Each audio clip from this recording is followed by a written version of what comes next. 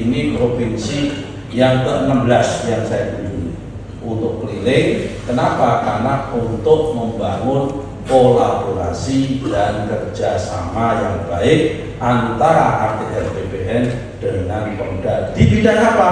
Di bidang reforma agraria, pengadaan tanah, perencanaan tata ruang, termasuk tadi di bidang fase land tenure, land use, kemudian land value, land use, termasuk land development. Kita semua membutuhkan kerjasama dan kolaborasi.